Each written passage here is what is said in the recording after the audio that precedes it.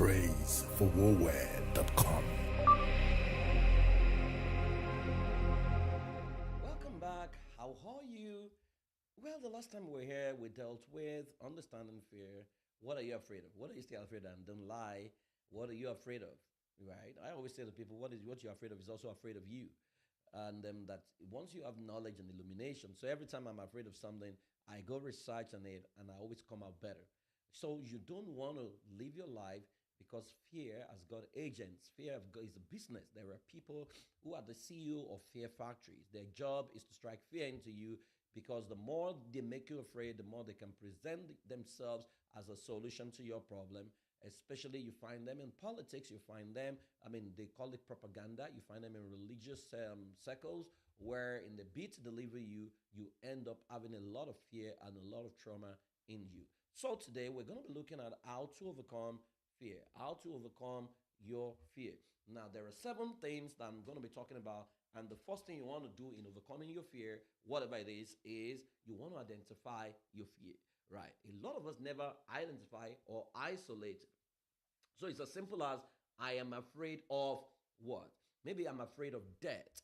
I am afraid of falling sick. I am afraid of, losing someone. I am afraid. You need to be very, very specific, because if you are not targeting it and you're not well targeted and you don't identify it, you cannot overpower it. It was Muhammad Ali that says that I flow like butterfly and I sting like a bee. Your hand cannot touch what your eyes do not see.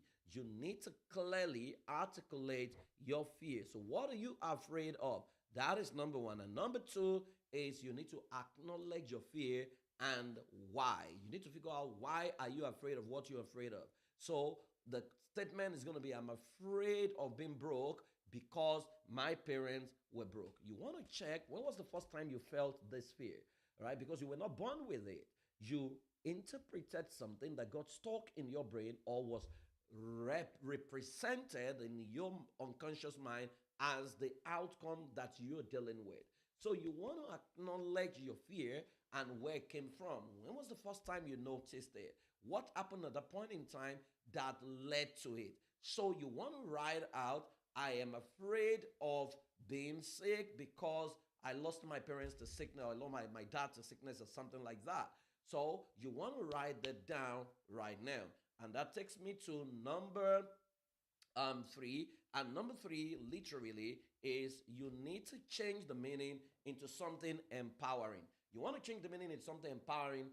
What is the corresponding positive beliefs, right, of what you're afraid of? So fear of poverty can be, it's a signal to master wealth. So instead of saying, oh, I'm afraid of poverty, I have a signal to research wealth creation and become stupendously wealthy. What have you done? You have reframed it. So instead of being at the mercy of the fear, you have converted the fear into a research and development material that brings knowledge and illumination that overpowers the darkness.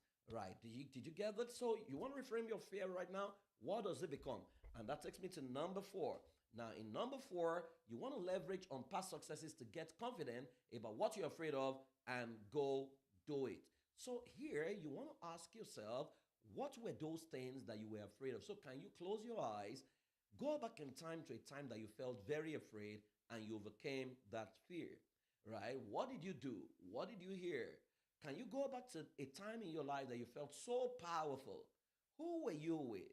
What were you thinking? What did you do? Can you hear what you heard, see what you saw, feel what you felt at that time that you felt so powerful?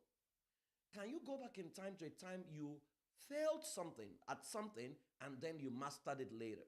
Right? Maybe when you were trying to crawl or when you were trying to work. So you want to leverage on past successes to get confident, because the fact that you have succeeded at something is proof that the DNA of success resides in you. And that takes me to number five, which is simulate the benefits of overcoming that fear and the pleasure you would feel after overcoming it. What that simply means is you want to close your eyes and visualize, who are you without this fear? What can happen to you if you banish this fear? If you're no longer afraid of this thing, what are you capable of becoming? So can you look at that future without the fear? Where are you? Who are you with? What are you saying? Who are you talking to? How much are you earning? You want to get to the point where the simulation, which is your inner world, is now real to you. And so it's a no brainer because the pleasure has outweighed the pain, and you just want to go ahead and achieve it. Now, that takes me to the next thing, which is you want to get excited and take action. If you've done 1 to 5 right now, the pleasure far outweighs the pain. You want to go ahead and take action. You want to go ahead and take action. Now, we say do it afraid. I say do it regardless of how you feel. You would realize that the capacity to become what you can become is right there in you. And that takes me to number 7, which is the final one. You want to eliminate the fear agent assigned to you. Remember that we sell the fear as God managers, as God fear factories. Those fear factories are marked by managers. So anyone in your life, regardless of who they are, who strikes fear into you is injurious to your health. We say that a demon is a person, an ideology, a system, or a belief, a group that suppresses your originality, that strikes fear into you and makes you say yes when you're meant to say no. So what do you do to demons? You cast them out.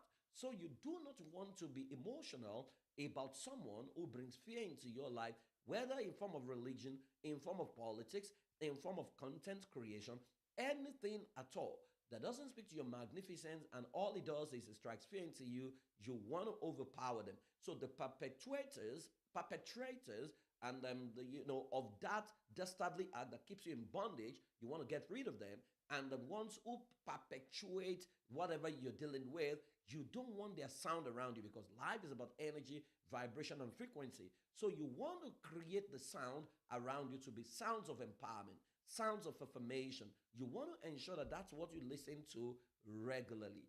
I dare you to go ahead and do these 7 things and banish your fear so that your angels can smile.